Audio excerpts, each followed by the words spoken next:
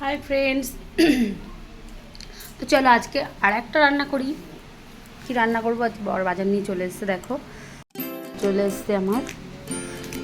আজকে নিয়ে এসছে চিকেন। আজকে করবো চিকেন, তাও বেশি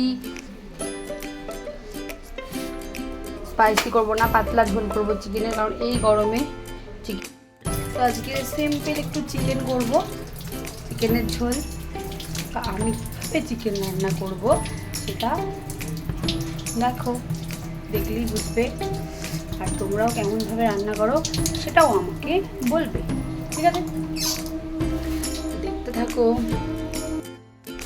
তো এই যে চিকেনটা আমি ঢালছি, এখানে অনেকটাই আছে, প্রায় 1 কেজি তো 100 না 200 মতো চিকেন এখানে আছে। তো চিকেনটা এখন নিয়ে নেব।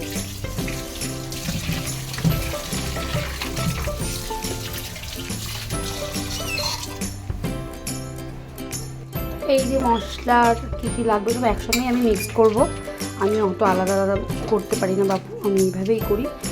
এটাকে পুরো মিক্স করব। আর এই যে আলু আছে, আমাদের বাড়িতে আলুটা যেহেতু আমাদের বাড়ির লোকজন সব বেশি খায়, আমি খাই না, আমি আলু একদমই পছন্দ করি না, তাই এই দেখো আমার জন্য পেঁপেগুলো আমার। আর এই যে চিকেনটা ধোবো, এবার আমি রান্না করতে স্টার্ট করে দেবো।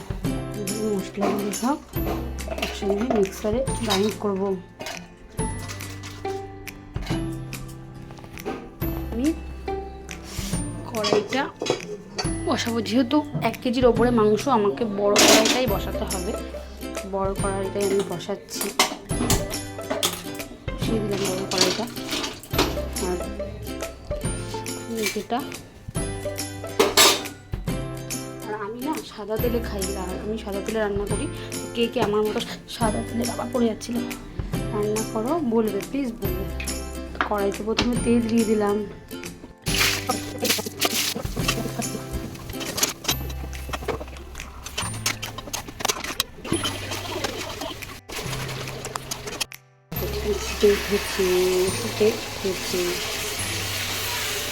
এবার আমি দিয়ে দেবো আলু।